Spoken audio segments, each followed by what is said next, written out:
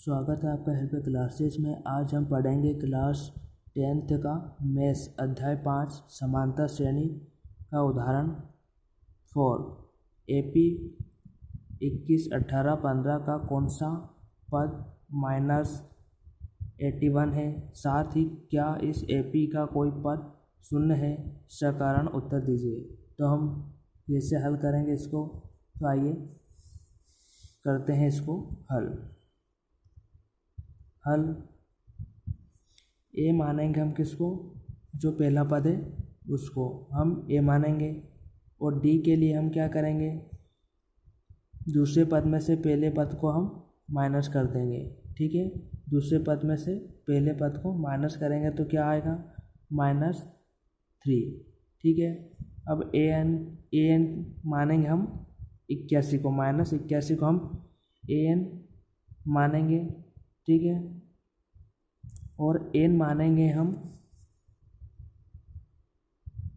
n तो हमें पता करना है कि n क्या है, मतलब कौन सा पद -81 होगा, हमें n ज्ञात करना है। तो हम n कैसे ज्ञात करेंगे? अब उसके लिए हम एक सूत्र होता है an बराबर a प्लस कोष्टक n-1 इंटू डी।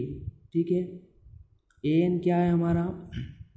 -81 और a है 21 प्लस n तो पता करना है, और d है हमारा -3। तो -81 बराबर 21 प्लस 3 का हम n में गुना करेंगे तो क्या आएगा? -3n, और -3 का -1 में हम गुना करेंगे तो क्या आएगा? +3। ठीक है, -81 बराबर 21 में हम 3 प्लस करेंगे तो कितना होगा? 24 -3n। अब हम 24 को 81 की तरफ लाएंगे तो ये प्लस का है तो इधर आकर माइनस का हो जाएगा। तो 24 प्लस 81 -3n। ठीक है, ये प्लस का तो था तो ये माइनस का होगा, और ये पहले से ही माइनस का था। ठीक है, तो यहाँ पर होगा माइनस का 105। ठीक है, अब -3n, तो हम 3n को इस साइड लिखेंगे और इधर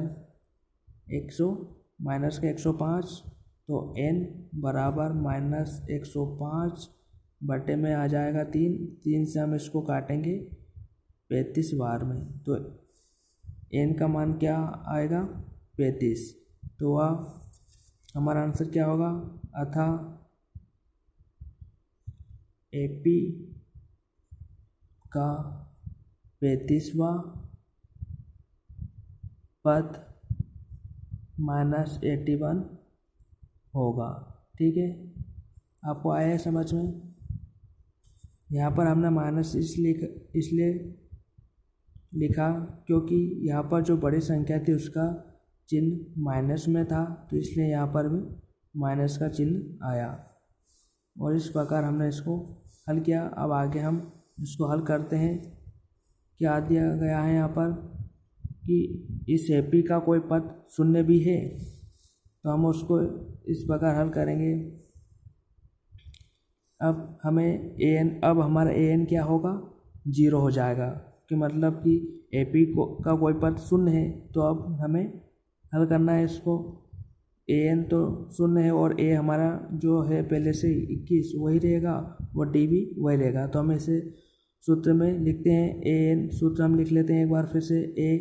an बराबर a प्लस कोष्टक n-1 इंटू डी। तो an 0 बराबर a के स्थान पर 21 आ जाएगा, क्योंकि a हमारा 21 है, और n हमें पता करना है -1 और डी के स्थान पर -3।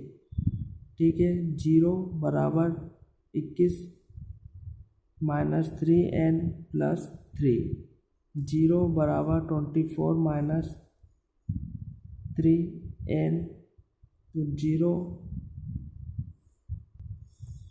इस साइड हम -3n को लाएंगे तो प्लस का हो जाएगा 3n बराबर 24, तो n बराबर 24 के बटे में आ जाएगा 3, तो हम 3 से इसको काटेंगे 8 बार में। ठीक है, तो n का मान क्या आएगा 8, अतः अब हम इसको लिखेंगे